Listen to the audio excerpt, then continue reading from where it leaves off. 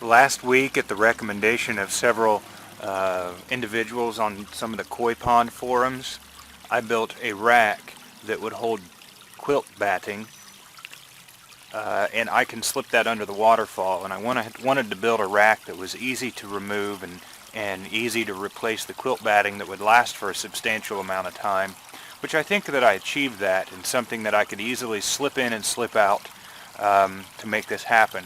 So you can see here, I put this quilt batting in 2 days ago. It's been here for 2 days, and it's collected a fair amount of algae and green matter that was in the water.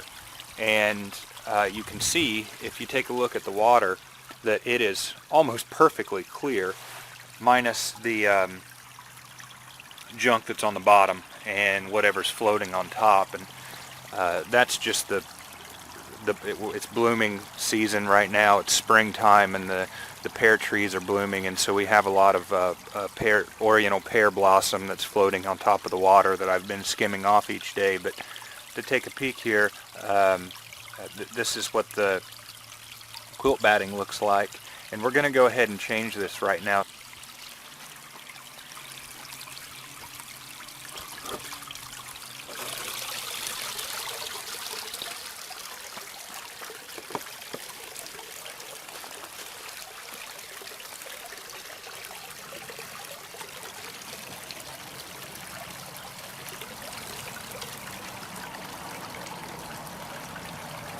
Let's throw this quilt batting down on the ground here and take a look at it. You can see how green it is and how filled up with algae and media it is. I've been using this water to water my seedlings with. So what we're going to do is we're going to go ahead and put the quilt batting in this rack and slip it back under the waterfall. And what I've been doing is using some hydrogen peroxide and soaking the quilt batting in hydrogen peroxide. I just shoot some hydrogen peroxide in this bowl, get a little bit of water in it,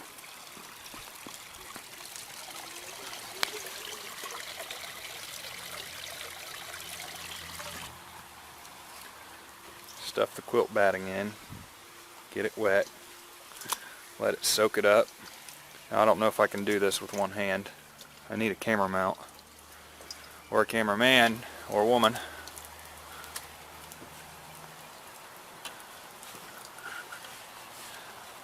And slip 2 layers of quilt batting in between the wire meshes.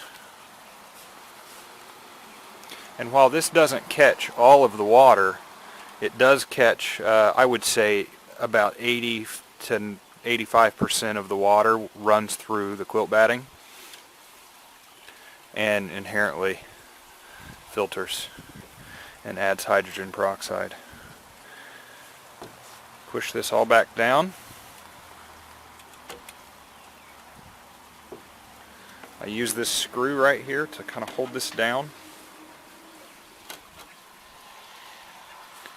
And we are ready to take this and put it back in the pond.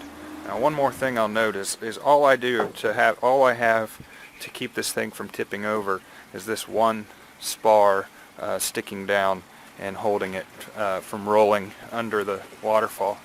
So let's take this and slip it back in. And again, like I mentioned, my goal for building this was to create something that was easy to place in and out of from under the waterfall.